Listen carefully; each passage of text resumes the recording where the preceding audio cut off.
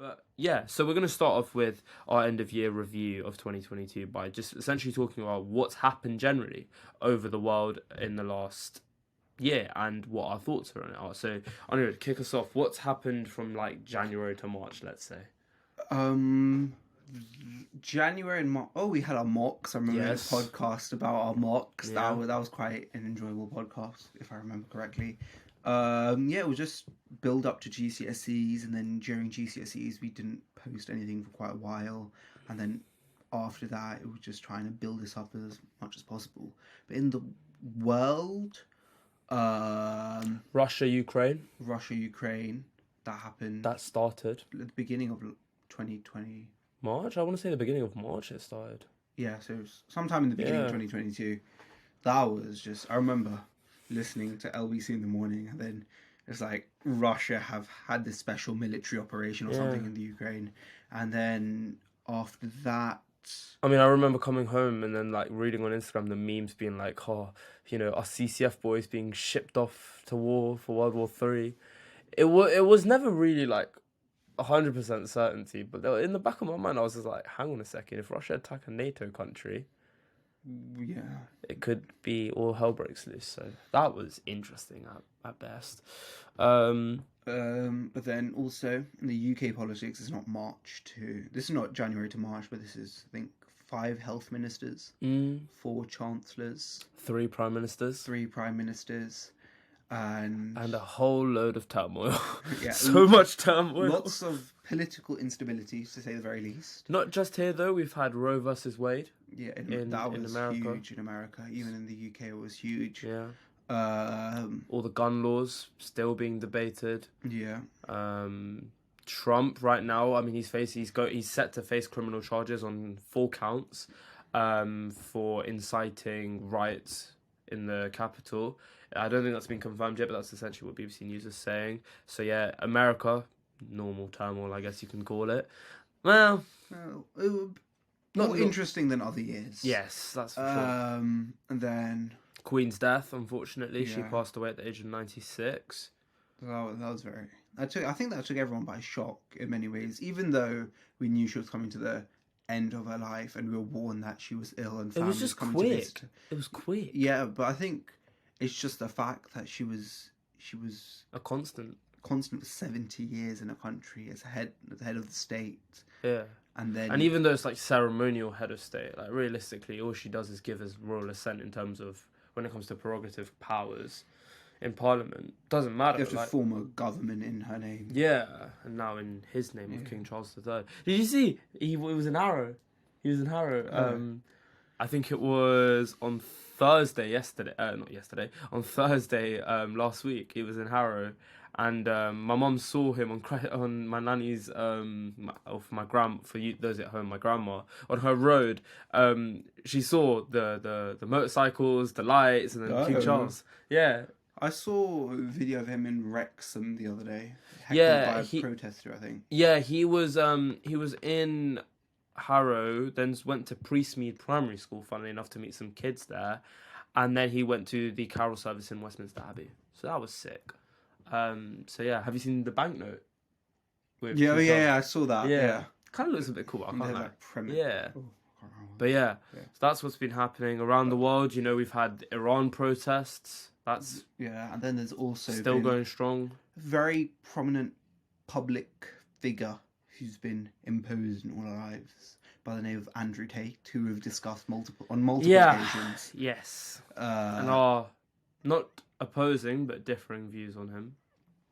and yeah, so I can't think of anything else that's happened in the past year. I mean, the multiple things that happened in the past year, but those are the things I can think of currently. Yeah.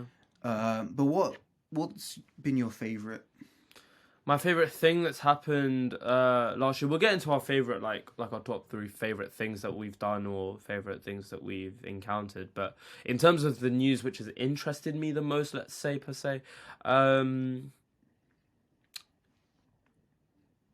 it's a difficult one. I'd probably say between the COVID-19 policies in China and the situation there, or the UK politics as a whole, purely just because it kind of sparked my growing passion in that subject anyway, and like really putting my opinions on it. Those two things would probably be my most interesting thing. My favorite thing to genuinely just read about is not necessarily the fall, but the roller coaster of cryptocurrency. You know, with Sam Bankman being charged in the Bahamas, and then the US asking for extradition for the Bahamian government, and then they're going to be granted an indictment and everything. That's so interesting, just because it really dictates the market and how the market's playing out right now. So yeah, one of those three things probably. You? What's interested you the most? This year, I think Roe versus Wade was very interesting. I mean, you got lots of differing opinions about it. Abortion, it's a very topical issue and has been for And polarizing issue. yeah, I guess and you it could has say. been for centuries. And I think I'm pro-abortion.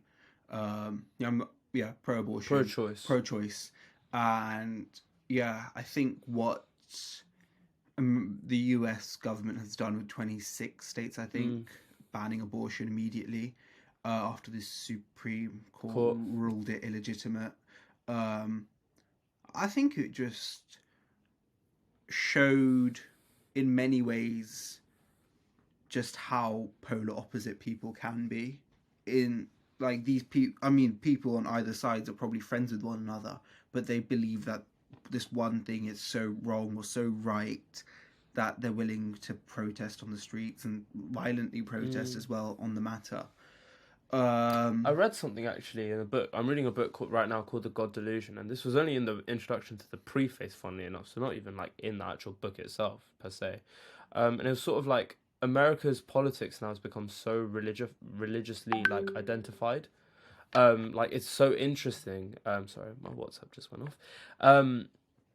Like essentially, he basically claims that loads of politicians claim to be really devout Christians or devout Jews, for example, in an attempt to gain the public's trust, because there's this fallacy that if you're religious and you believe in some sort of monotheistic god or polytheistic god, if you're from like Hinduism, for example, it means you're going to have a greater sense of moral intuition, which therefore means you're going to make better policies for the people. And I find that really interesting considering the abortion, like, Yeah, flip side and the flip of the coin. Essentially, you're either pro-life or pro-choice. You can't be both, or you can't like have a stance on both sides. And that's a different question, but I'm just talking about the fact that religion is now really, it is kind of like really impactful in terms of politics in the US. I think in terms of the US, it has been since the country was formed. I mean, its laws are based on Judeo-Christian values. I think specifically the Magna Carta, which was written in 1215. So these are outdated documents in many ways. But I think in terms of I think in terms of the general pattern, I think in Western countries there's a trend and there's a shift towards less religious texts Yeah, being used to base your ideas on. And so, yeah, I think in the UK, I mean, we have a first Hindu prime minister. And But then a lot of Hindu people are saying that he doesn't really represent them. but That's been more based on the policies than it is on the actual person, I guess. But anyway, I'm sidetracking. yeah, but I don't think it can represent. I don't think one person can represent Of course, everything. of course. Pro, because you can't, because that's just stereotyping at the end of the day, which is one of the things that the liberals are trying to get rid of is stereotyping. Yeah, but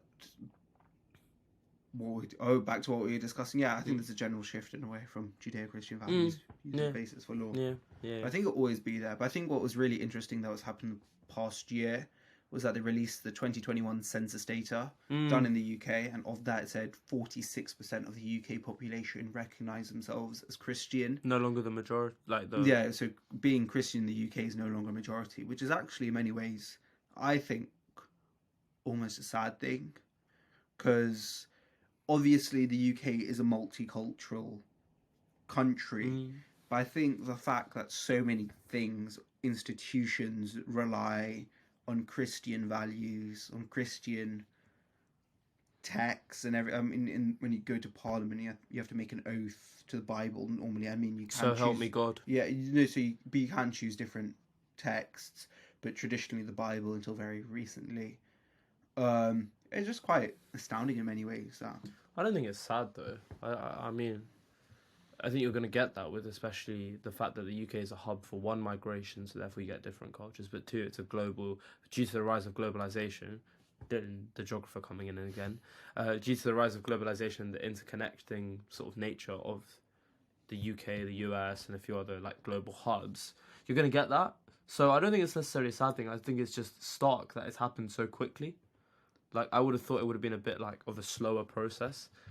but I mean, it's only really happened post World War Two, so it's been Yeah, but I guess sort of the recognizing fact that you've got a lot more people becoming atheist, or you've got people from different religion, races, and ethnicities coming about.